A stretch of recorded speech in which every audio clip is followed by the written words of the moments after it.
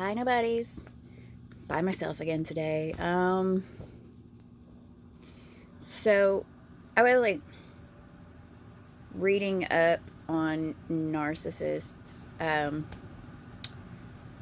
and people use that word a lot, and really and truly, the only true narcissists are people with narcissistic personality disorder. Um, and as I was reading all this stuff, I was seeing Cleveland, and I was like, wow, okay. Yeah, totally. And I was seeing my mom. And then I got to reading it about it and thinking about it, and I was just like, that's so sad. I mean, this person will never know love. They'll never see it. You know, like,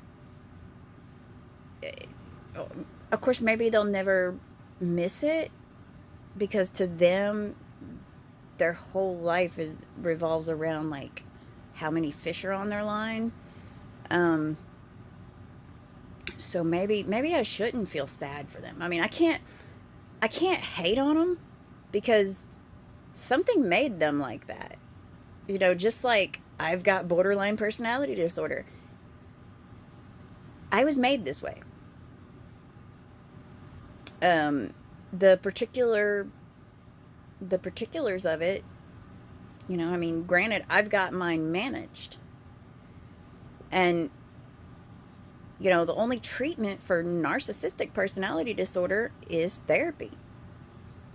Well, I know how therapy has gone for BPD, and I can say a good 80% of my therapists, I had to educate them about my disorder. So I didn't have a lot of faith that they were going to help me. Of course, I gave it a shot because, if nothing else, I can walk in and say, I'm not real confident, but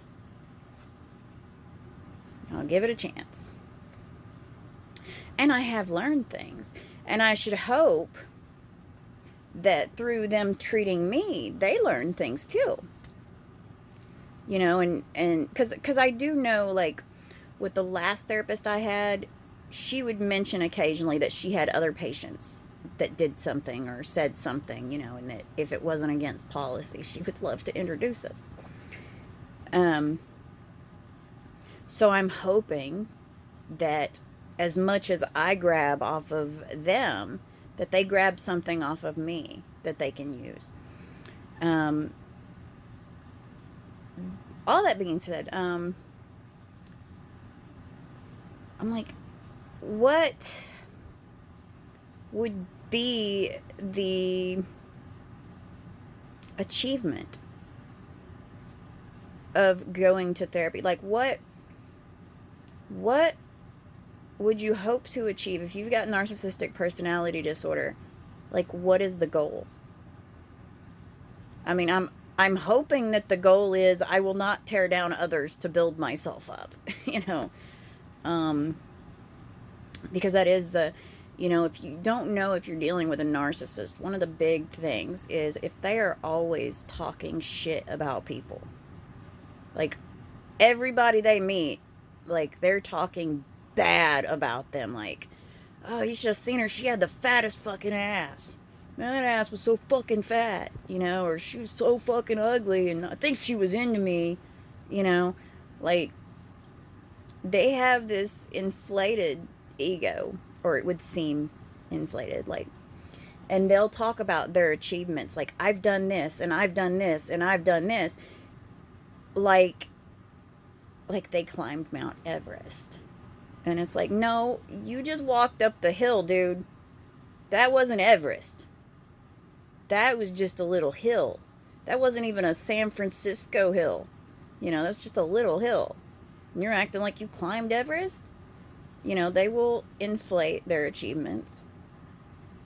But one of the things I have noticed is that they are always like when you're talking to them and they're talking about other people, not just the people that are close to them, but just people that they meet in every day. You'll find yourself going, wow, if he's talking this bad about these other people, what is he saying about me? I mean, this is somebody who's talking shit about their mom. You know, where do I measure up? I don't really recall that one so much with my mom, but then with the criteria for NPD, it's like the criteria for BPD, and I'm sure with APD and the other ones, is that you only have to fit so many of them. You only have to check so many boxes to say, yeah, this is a personality disorder. Maybe we should call it a character defect. The thing is that it's I don't recall my mom really talking like about how ugly people were or fat or too thin or talking about body parts or clothing or anything like that. I don't recall her being like that with them. Now, she was that way with me. Now, as an INFJ, I've often said I wonder about people who are always like going, why are narcissists attracted to us? And I realized when I was reading about the narcissist, I'm like, well, duh. One, we're a fucking unicorn in general. INFJ is a fucking unicorn. Except we exist. Um, Two, we are like naturally doormats. Okay? We don't like fighting. Confrontation is not something that we want. So when somebody puts us down, we're more likely to go, oh, okay. And then we'll go off, we'll scurry off as soon as possible. Have a cry, have a think, and then we're over it to a degree. It's not a problem. We also have this need to make people happy, to fix things. So, uh, and a narcissist thrives off of somebody saying, no, you're not fat. No, you're not ugly. You're gorgeous. Anybody would be lucky to have you. Like an INFJ is going to do that all fucking day long. We're not going to let somebody talk down on themselves. We're going to sit there and go, no, no, no, no, you're wrong. Because we don't want, one, we're absorbing that negative energy. And two, we don't want you feeling bad about yourself. We want you happy. We want you fixed. So we would be like crack to a narcissist. Like they're like, hey, I can push. I can push, I can push, I can push, I can push, I can push. And they just let me walk all over them. And all I get is that they walk away for a little while because they're not going to lose their shit on me.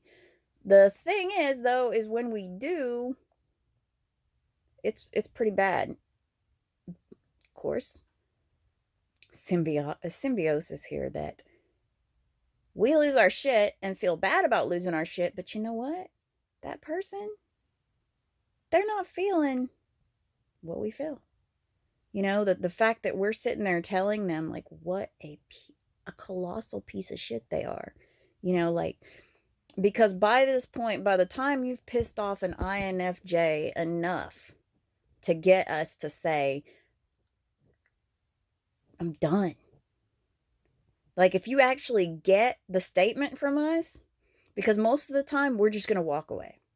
We're just going to be like, I'm not calling you. I'm not texting you. I am not going to be where you're at. I am done. Because we don't want to tell people that, these are all the reasons that I don't want to hear from you. We don't want to hurt anybody. We don't want the fight. We don't want to know that we lost, we hold on to this I'm composed. I keep it together. I carry all this weight and I don't break.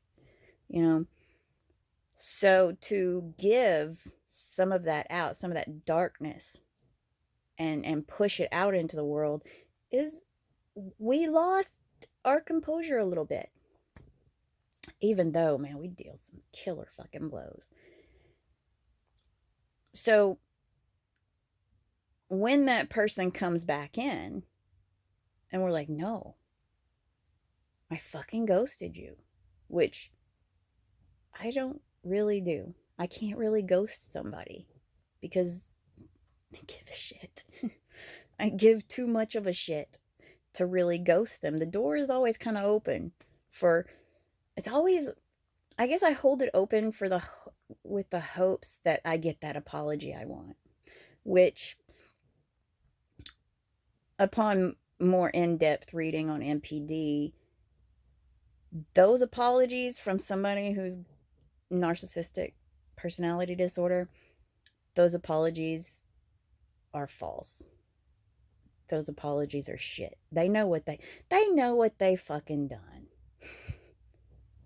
They know exactly what they did. So they know, in order to keep you in their corner, that they have to apologize.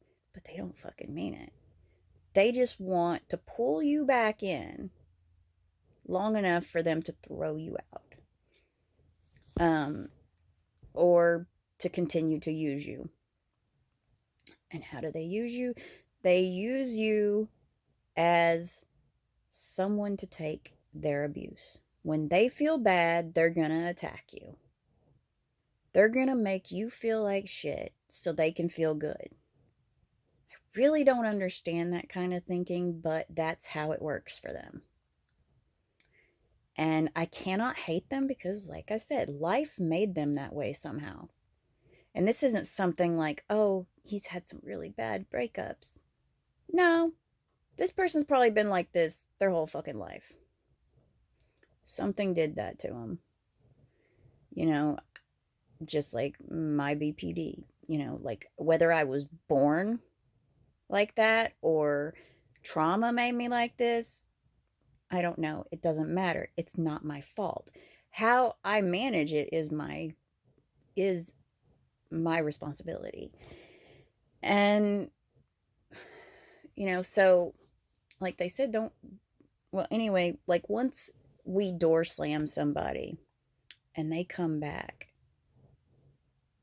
that aggravates us because we're like, hey, you should have taken the hint. I wasn't calling you. So don't act like we're cool.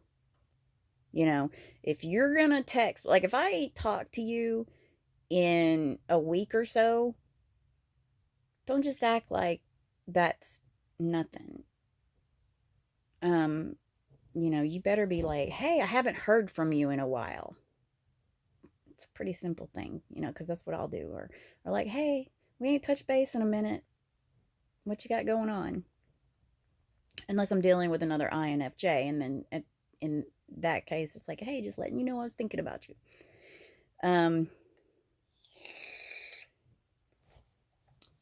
Anyway, we'll feel like crap for doing that, but the thing is that nothing we say will penetrate into them for them to go, wait, this person was really good to me and I treated them like shit. I need help. They're never gonna, we're giving them like some shit that would kill a normal thinking person. A person who's like, oh my God, I fucked up so bad. This person hates me, and they'd feel really bad. Any INFJs watching this, if you are 100% or at least 90% certain that somebody's a narcissist, let them have it. Getting it off your chest is very freeing because you'll know that you put that toxicity out there. And that person feels it as far as they're throwing me away. How dare they? So they're going to be indignant anyway about it. And they're going to be like, oh, fuck them. They were nothing. Like they're just, I mean, I watched it with my mom, it's like, hey, where's your friend such and such, and oh, she's not my friend. I gave her the book. Like it doesn't matter how things went down. Like I would know how things went down. And you'd ask my mom how things went down and you'd get a completely different story from her. And I am like 50%, I'm like 50-50 on whether she knew she was lying or whether that was the story she created in her head and that was the truth in her mind. I don't know. Because I didn't call her out on it. I knew the truth, but I wasn't going to call her out on it because one, I don't typically do that. I don't typically call somebody out on a lie. And two, I knew that if I did do that, then she was going to hurt me. Because the last thing she wanted was for me to know that that person kicked her, not she kicked them. Because that's like a second blow. And then she would have laid out any frustration she felt towards that person would have gone on me, along with, you fucking see me. See, I want to be seen. A narcissist does not want you to see. They don't want to be seen. They want you to see what they project. I want you to see past what I project. So when you think of things in those two terms, then it would make sense that the two would be drawn to each other. That you're going to be drawn to, I can fix that. And they're going to be drawn to, I can destroy that. You're building them up and they're tearing you down. And most people will not put up with it as long as somebody who is either trying to fix them or is insecure and thinks that they deserve that. So coming from my perspective, now I cannot say for all other INFJs, but my particular life,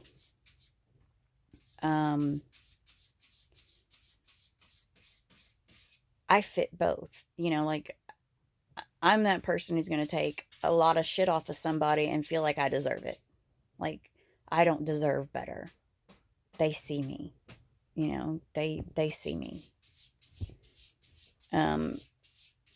Because at that moment when they're tearing me down, I feel like there's nothing in me worth building up. So that makes a hell of a target for a narcissist to hit. That they're going to be like, oh shit, I can. But I just really have to wonder, like, what is successful therapy look like to them? Like, what kind of person does, like, if therapy is a success for this person, what kind of person are they when they're done?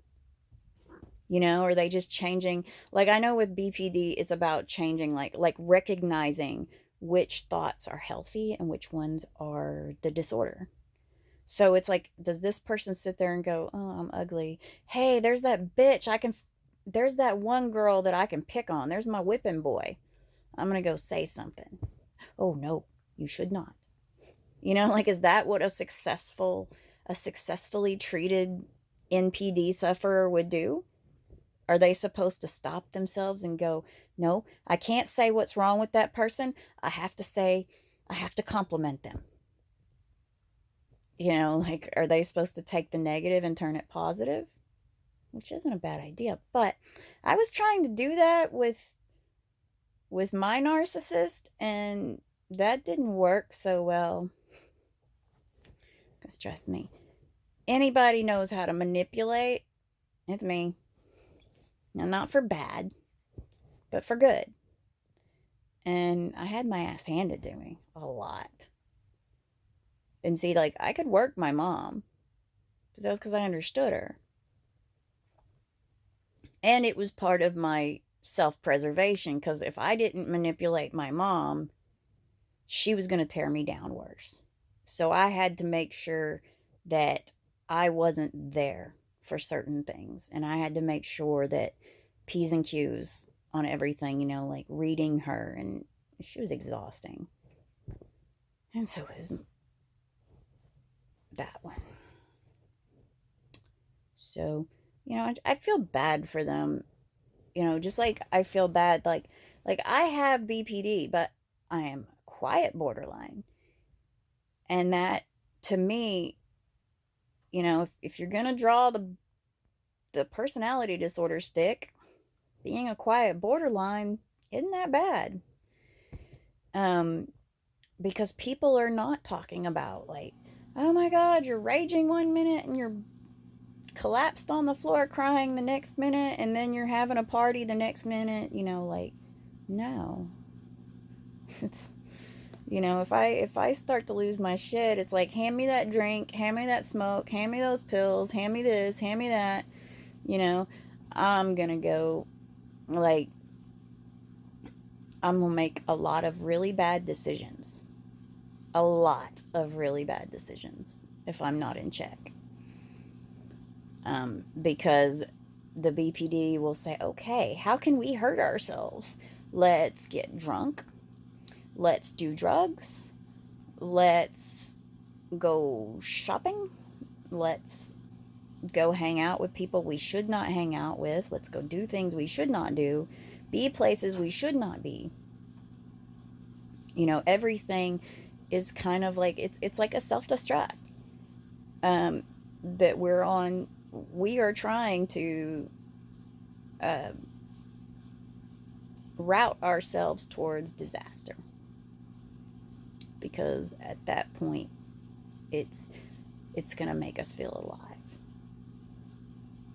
Because when it's not under control, you just feel dead inside, and you feel like, what's the point? Why am I not having fun? What can I do to have fun? What can I do to shake shit up? It's about, like, causing turmoil, but not in the world. No, it's about waking up those parts of ourselves. So, as far as things go, I'm pretty lucky. And I was given a brain that is interested in learning about things. So I've been able to do a lot of research on the condition and treatments and what works for some people, what works for others, and I actually want to do that research. So, I was blessed in a way. Would I rather be bipolar? Fuck yeah. I would so much rather be bipolar, because that completely medication taken care of. Instead of therapy. If I could be completely fixed with chemicals, I would so totally fucking want that over, oh, I'm just mental. I think differently. And if I'm in a bad place mentally, and shit's not stable and I'm not calm, I'm gonna make bad decisions, and I'm not gonna give a shit about the consequences.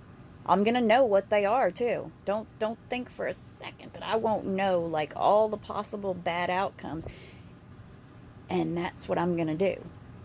And I'm like shooting for one of those bad outcomes, or thinking, well, I might dodge all those and I'll have a great time. And when people ask me why I'm not drinking, why I'm not doing this or doing that, it's because that is a decision that will lead to bad decisions. Alcohol does not help with my BPD. It hurts me. So I choose not to drink.